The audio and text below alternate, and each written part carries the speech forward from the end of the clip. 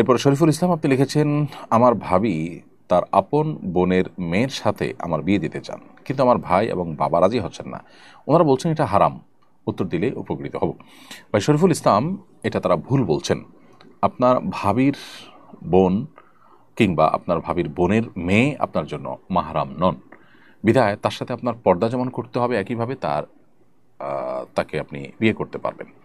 সেক্ষেত্রে আপনার ভাই হয়তো আপনার খালু শ্বশুর হয়ে যাবেন সম্পর্কে, তাতে কোনো অসুবিধা নেই।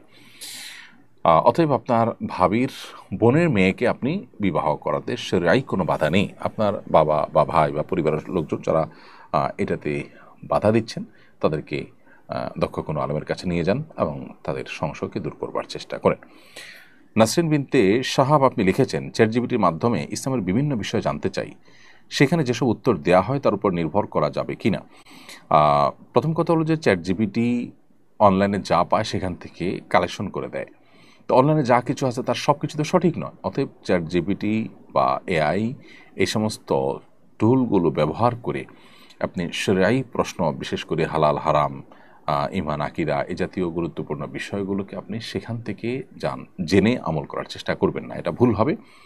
কারণ হলো সেখান থেকে সঠিক জিনিসটা যেমন পেতে পারেন, ভুলটাও পেতে পারেন। তাছাড়া এই জাতীয় অ্যাপগুলো যে আমাদের সবসময় সঠিক উত্তর দেয় তা কিন্তু না। আমি যেটা বলছিলাম যে অনলাইনে যা কিছু আছে সেখান থেকে তারা কালেক্ট করে আমাদেরকে তথ্য দেয়। সো আপনি তাদের কাছ থেকে যদি তথ্য নেন এবং এটার উপর নির্ভর করেন, তাহলে সেক্ষেত্রে আপনি ভুল সিদ্ধান্তে উপনীত হতে পারেন। এজন্য যদি সেখান থেকে কোনো কিছু পান, সেটা যদি ক্রস চেক করে আপনি সঠিক বেঠিক যাচাই করে নিতে পারেন, তাহলে সেটা ঠিক আছে। আর না হলে সেটা ঠিক হবে না। কারণ মোহাম্মদ বিন সিরিন রাহিমাহুল্লাহ বলেছেন, ইন্না হাদাল ইলমা দীন ফানজুরু আম্মান তাখুযুনা দীনাকুম। নিশ্চয়ই কোরআন এবং হাদিস ভিত্তিক এই যে ইলম, এই যে নলেজ, ইসলামিক নলেজ, এটা কিন্তু দ্বীনের অংশ, এটা আমাদের ধর্মের অংশ। অতএব এই দ্বীন বা আমাদের ধর্ম আমরা কোত্থেকে গ্রহণ করছি সেটা ইম্পর্টেন্ট। সো আপনি যাত্রার থেকে সেটা গ্রহণ করতে পারেন না, যেখানে ভুলের সম্ভাবনা থাকবে, সঠিক ভুল যে কোনোটা হতে পারে, এরকম জায়গা থেকে গ্রহণ করা সঠিক হবে না। সেই জায়গা থেকে চ্যাটজিপিটি বা এআই এগুলো থেকে কোনো মাসআলা আপনি জানতে পারেন না। হ্যাঁ, তারা আপনাকে তথ্য দিল, একটা হাদিস, দলিল প্রমাণ, ওলামাদের ফতোয়া, এগুলো রেফারেন্স দিল, সেটাকে আপনি চেক করলেন যে হ্যাঁ সঠিক দিয়েছে কিনা। প্রয়োজনে তারা তো অনেক সময় ওয়েবসাইটে লিঙ্ক দেয়, সেই লিঙ্কে গিয়ে আপনি চেক করলেন, দেখলেন, এরপর ভিত্তি করে আপনি আমল করতে পারেন। অর্থাৎ সরাসরি তারা হালাল বা হারাম বলে দিল আর সেটার উপর আপনি আমল করলেন, এমনটি করা উচিত হবে না। প্রাথমিক বৃত্তি পরীক্ষা থেকে ইসলামী শিক্ষা বাদ দেওয়া হয়েছে, এটা সঙ্গত মনে করেন কিনা? এটা সঙ্গত মনে করার কোনো কারণ থাকতে পারে? এত কিছু থাকতে আমরা ইসলামী শিক্ষা বা ধর্মীয় শিক্ষা কেন বাদ দিব? দেখুন, একটা সময় প্রাথমিক বৃত্তি পরীক্ষাতে এই জিনিসগুলো ছিল, এখন সেগুলোকে বাদ দেওয়া হয়েছে। খুবই দুর্ভাগ্যজনক। আমি যে জিনিসটি বারবার করে বলছি, এনজিও বেসড এই যে গভর্নমেন্ট, এই গভর্নমেন্ট আমাদেরকে নানাভাবে বিপদগামী করছে।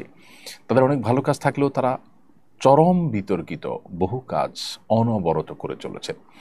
এবং এর মধ্যে ইসলাম বিদ্বেষী যে অংশটা আছে, তারা এই চান্সে ইসলাম বিদ্বেষের যত দিক হতে পারে তার সবগুলোকে তারা রাষ্ট্রযন্ত্র ব্যবহার করে স্টাবলিশ করার চেষ্টা করে যাচ্ছে। বিশেষ করে শেষ মুহূর্তে তাদের এই প্রচেষ্টাটা ভয়ঙ্কর রূপে বেড়েছে। বিধায় এগুলোর বিরুদ্ধে আমাদের কথা বলা উচিত এবং আমাদের সচেতন হওয়া উচিত। এমনিতে আমাদের সমাজে তরুণরা, কিশোররা বকে যাচ্ছে, নানাভাবে নৈতিক অধঃপতন চরমে পৌঁছেছে। এরকম একটা পরিস্থিতি এসে যেখানে ধর্মীয় শিক্ষাকে বাধ্যতামূলক করা দরকার, নৈতিক শিক্ষাকে আরও গুরুত্ব দেওয়া দরকার, সেখানে এটাকে বাদ দেওয়া, এটা খুবই অনাকাঙ্ক্ষিত এবং আনএক্সপেক্টেড একটি কাজ। এ কাজ যারাই করছেন, যারা এর সাথে জড়িত আছেন, তারা অন্যায় করছেন এবং আমি মনে করি যে তাদের এই অন্যায় থেকে বিরত থাকা উচিত।